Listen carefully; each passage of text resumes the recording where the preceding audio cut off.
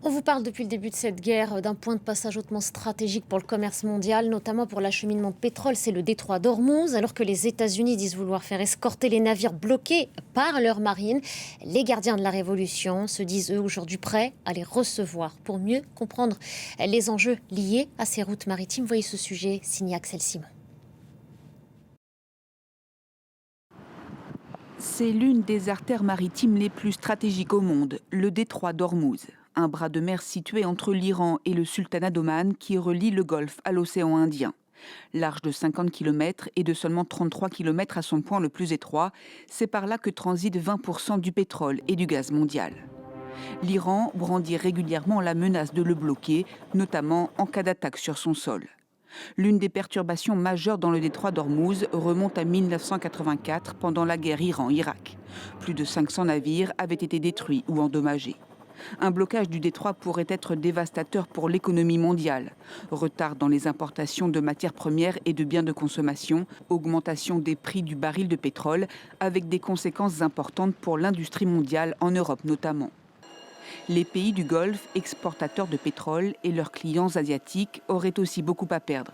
Selon l'Agence américaine de l'énergie, plus de 80% du pétrole et du gaz qui transitent par le détroit d'Ormuz sont destinés à l'Asie.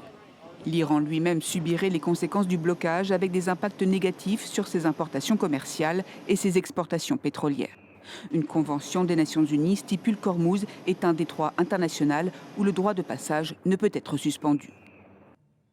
Et on accueille notre invité, c'est vous, Sébastien Habitz. Bonjour à vous. Vous êtes directeur du club d'émetteurs et vous êtes chercheur associé à l'IRIS. Merci de prendre quelques instants pour répondre à nos questions sur France 24. Axel Simon le rappelait à l'instant dans le sujet qu'on vient de regarder avant cet échange, que ce que prévoit une convention des Nations Unies sur ce détroit d'Ormuz qui explique qu'il n'appartient à personne ou qu'il appartient en réalité à tous. C'est ça aujourd'hui, c'est ce que dit le droit international sur ce détroit avant de développer sur ce qui est en train de s'y jouer. Oui, bonjour, absolument. C'est un point de droit international qu'il faut toujours rappeler parce que les détroits sont des passages maritimes naturels et donc évidemment il y a un droit qui doit primer, le droit maritime et la liberté de navigation. C'est assez ancien comme système. À la différence des canaux, le canal de Panama, le canal de Suez, vous payez une taxe pour que vos navires puissent emprunter ces infrastructures qui ont été développées par la main humaine parce qu'on a transpercé les continents. Et donc il y a toujours un distinguo important à faire entre les détroits et évidemment le canal de Panama ou le canal de Suez pour comparer par rapport aux libertés de navigation et surtout à ces droits de passage qui sont importants à Suez aujourd'hui quand vous passez de Méditerranée à mer Rouge. Et comment est-ce que l'Iran alors procède pour pouvoir bloquer ce point de passage stratégique ? Ça a été fort bien dit dans la petite vidéo précédente, c'est-à-dire qu'aujourd'hui l'Iran utilise en fait le pouvoir de sa géographie et la capacité d'intimider en fait le passage maritime et commercial dans ce détroit d'Ormuz, qui est très peu profond, très étroit. Il faut bien avoir en tête que le détroit d'Ormuz, c'est 0,1% de l'océan mondial. Le golfe Persique lui-même, c'est pas très grand, c'est une grande piscine, 250 000 km², c'est 10 fois plus petit que la Méditerranée, le golfe Persique, c'est 1% de l'océan mondial. Donc on est dans des espaces maritimes géographiques extrêmement exigus, et en fait l'Iran n'a pas techniquement fermé aujourd'hui le détroit d'Ormuz, on peut y passer, simplement le risque sécuritaire est beaucoup trop élevé, ce qui fait que les assurances aujourd'hui ne couvrent plus les navires et donc les navires eux-mêmes ne prennent pas le risque. Il y a évidemment un risque pour l'équipage, pour les passagers, pour bien sûr les produits qui sont sur ces navires parce que quand vous avez des matières premières, vous avez des volumes importants, donc ce sont des navires dont la valeur marchande est colossale, on parle en plusieurs millions de dollars pour chaque navire et évidemment l'Iran ne bloque pas complètement, mais nous avons une dissuasion en fait psychologique qui ne cesse de s'intensifier depuis le début de semaine. Il y a eu aussi des accidents, quelques navires ont été touchés, et à partir de là, entre les missiles, la guerre, l'incertitude, l'hypothèse de mines flottantes aussi qui pourraient être posées par l'Iran pour définitivement dissuader tout le monde de passer, ça pourrait évidemment bloquer pour un certain temps le trafic maritime dans ce détroit d'Ormuz. Est-ce qu'on a une idée précise, Sébastien Habitz, du nombre de navires à l'arrêt à la suite de ces dissuasions, de cette intimidation ? Oui, bah, je regardais encore tout à l'heure avant de me connecter Marine Traffic, qui est un site en open source qui est extrêmement bien fait. On a beaucoup de navires en fait aujourd'hui qui stationnent et qui font des ronds dans l'eau, soit dans le golfe Persique et les différents ports à l'intérieur pour les 8 pays riverains du golfe Persique, soit au large du golfe d'Oman. Donc en fait, on a à peu près 1 millier de bateaux de commerce qui sont un peu en stand-by de part et d'autre. Et évidemment, depuis le début de semaine, on a un trafic maritime qui a considérablement chuté.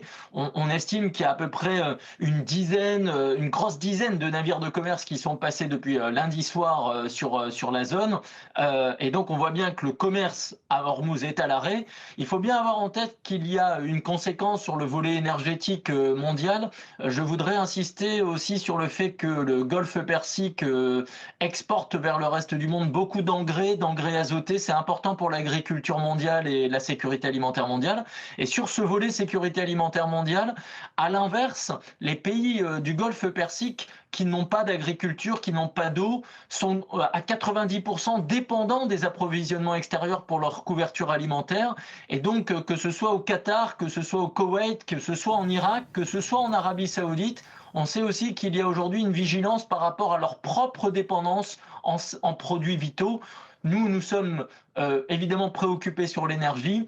Ces pays aussi, actuellement, regardent de près d'autres denrées stratégiques, dont les produits alimentaires.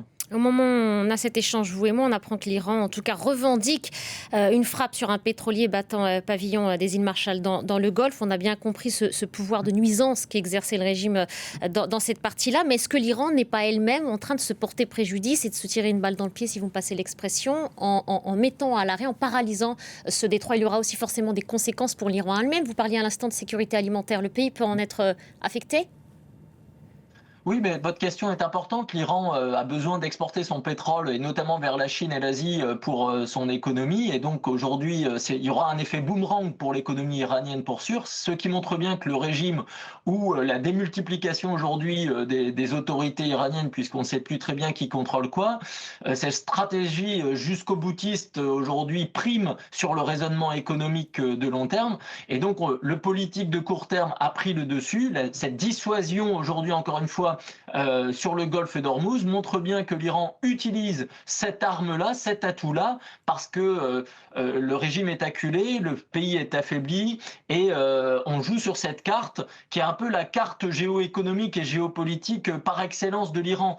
Son arsenal militaire va diminuer au fil des jours, la géographie ne va pas disparaître dans 1 ou 2 semaines. Et donc on sait que en menaçant, en intimidant, en ayant cette guerre psychologique, voire même en ayant quelques frappes qui touchent des bateaux, on pourrait avoir évidemment des conséquences sur l'économie et le commerce qui durent. Imaginons une marée noire dans cet espace, vous voyez aussi les conséquences environnementales et le choc que ça peut générer sur d'autres domaines. On a un conflit militaire d'un côté avec des dynamiques humanitaires, mais évidemment, comme toujours, les enjeux économiques et les enjeux environnementaux vont très vite aussi s'installer au cœur des enjeux sur ce conflit. Et une proposition de créer, Sébastien Habis, une sorte de bulle dans les airs et sur mer pour pouvoir permettre l'acheminement des navires. Ça a aussi été une idée soulevée par les Américains, d'escorter ces navires à travers leur marine. Est-ce que ça, c'est faisable? Est-ce que c'est possible?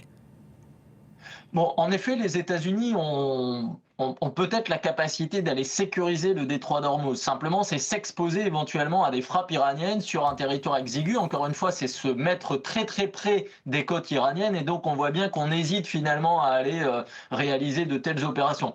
On va voir ce qui va se passer dans les prochains jours, parce qu'évidemment, plus les jours vont passer avec un détroit d'Ormuz non pas fermé techniquement, mais fermé économiquement parce que les risques sont trop élevés, on pourrait avoir des prix de l'énergie qui flambent significativement.